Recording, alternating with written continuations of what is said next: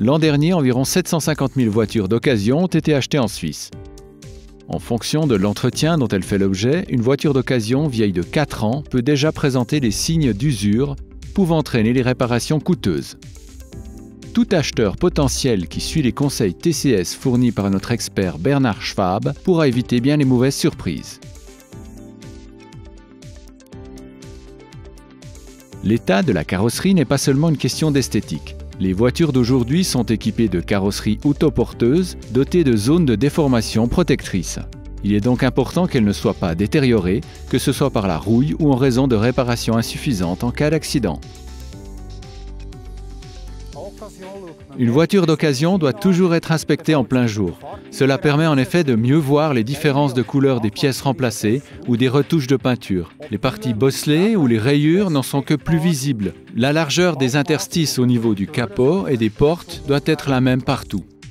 Toute réparation ou toute modification du véhicule doit être justifiée par le vendeur.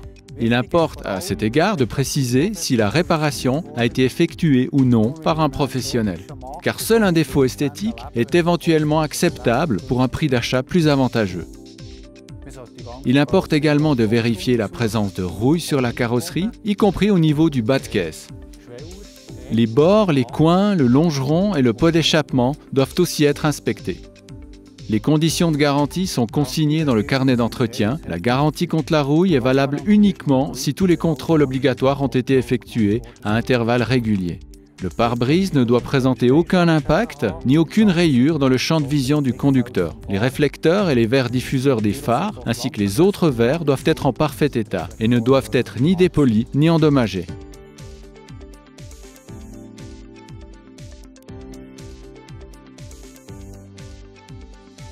Selon la loi, le profil du pneu doit être d'au moins 1,6 mm. Pour des raisons de sécurité, le TCS recommande de refuser des pneus de plus de 5 ans ou présentant une profondeur de sculpture résiduelle inférieure à 3 mm en été et inférieure à 4 mm en hiver. Le cas échéant, l'acheteur peut négocier de nouveaux pneus ou demander une réduction de prix en conséquence. Le profil du pneu se vérifie à l'aide d'une pièce de 1 franc. Si le socle d'Helvetia est invisible, la profondeur du profil est satisfaisante. Les pneus doivent également être exempts de défauts tels que les rayures occasionnées par les bordures de trottoir. L'âge du pneu peut être calculé à l'aide du numéro DOT à 4 chiffres. Ainsi, 4315 signifie que le pneu a été fabriqué durant la semaine 43 de l'année 2015. Les dimensions de pneus autorisés figurent sur le mode d'emploi ou sur un autocollant situé sur le cadre de la portière ou dans la trappe à carburant. Une usure irrégulière ou unilatérale des pneus indique une usure des amortisseurs ou un mauvais réglage de la géométrie de direction. Il est également important de vérifier l'état de la roue de secours. La courroie dentée est un élément central de la commande du moteur. Si elle se déchire, les soupapes et les pistons peuvent s'entrechoquer, ce qui provoque un endommagement majeur du moteur. La courroie dentée doit donc être remplacée selon l'intervalle d'entretien prévu par le constructeur. En moyenne, la courroie doit être changée tous les 8 ans ou tous les 120 000 km.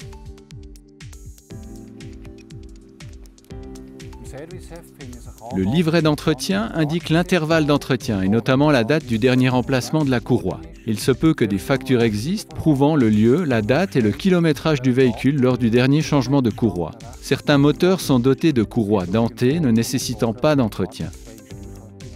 Attention, selon la marque et le modèle, un changement de courroie dentée peut coûter plusieurs centaines de francs.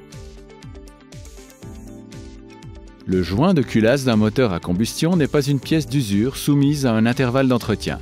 Toutefois, la réparation d'un joint de culasse endommagé suite à une erreur ou une négligence, telle que quantité insuffisante de liquide de refroidissement ou vitesse trop élevée avant d'atteindre la température de service, est très coûteuse.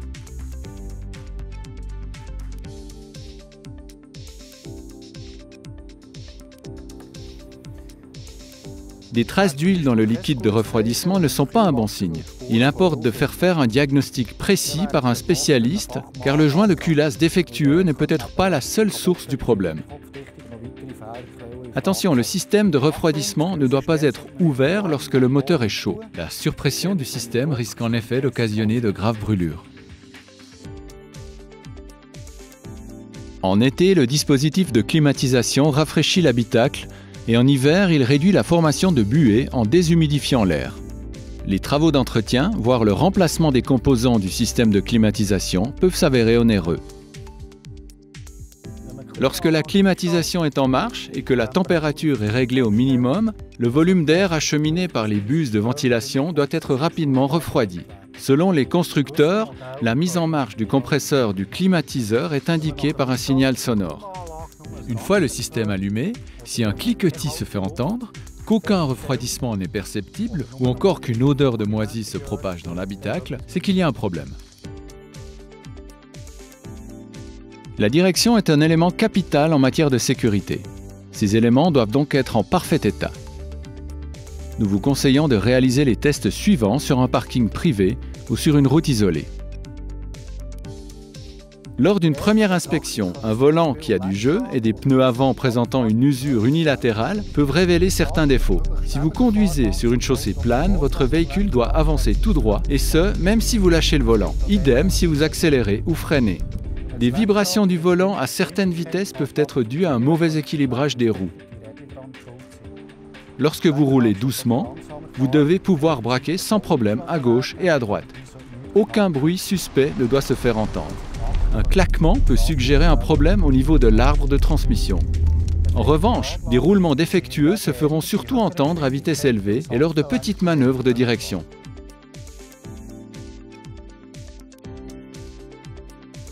La boîte de vitesse permet de transmettre le couple du moteur aux roues motrices du véhicule, quelle que soit la situation de conduite. De plus, elle inverse le sens de rotation du vilebrequin, permettant ainsi au véhicule de reculer. Les changements de vitesse doivent s'opérer aisément, sans aucun bruit intempestif. Le passage en marche arrière doit également être silencieux, tout au plus doit-on entendre un léger claquement. Lors des accélérations ou décélérations, la voiture ne doit pas faire de soubresauts.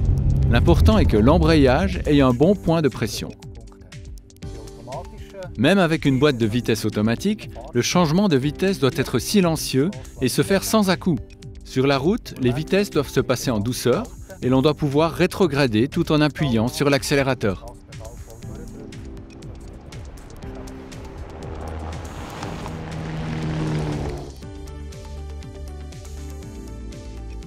Les voitures d'aujourd'hui sont quasiment toutes équipées de freins à disque. Certains véhicules moins sophistiqués sont dotés de freins à tambour arrière. Selon le type de roue, les disques de frein sont visibles. Ils donnent une première idée de l'état du système de freinage. Ainsi, les disques ne doivent pas avoir de bords trop marqués, ni présenter des rainures trop profondes. La présence de rouille sur les disques indique que le véhicule est resté longtemps sans rouler. Le livret d'entretien doit contenir des informations sur la dernière révision des freins. Lorsque vous roulez et actionnez la pédale de frein, le véhicule ne doit pas se déporter sur la gauche ou la droite. Le freinage doit pouvoir être dosé avec précision et aucun sifflement ne doit se faire entendre. Lorsque vous exercez une légère pression, ni la pédale de frein ni le volant ne doivent vibrer. En cas de freinage d'urgence ou de chaussée glissante, le fait d'appuyer sur la pédale de frein déclenche le fonctionnement du système ABS. Pour vérifier le fonctionnement du frein à main, le mieux est de le faire en pente. Aujourd'hui, les voitures sont bardées de systèmes électriques et électroniques.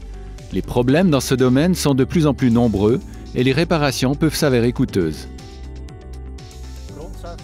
Il importe donc de vérifier le plus de composants possible. Outre l'éclairage du véhicule, il faut également vérifier si les différents témoins de contrôle présents sur le tableau de bord s'allument bien au démarrage du véhicule et s'éteignent une fois le moteur en route.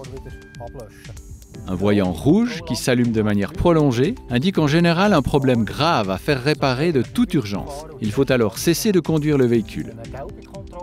Les voyants jaunes incitent à une conduite prudente jusqu'à la prochaine visite au garage. Il convient également de vérifier les essuie-glaces, le réglage électrique du siège, le système infodivertissement, les systèmes d'assistance à la conduite et les lève-vitres électriques.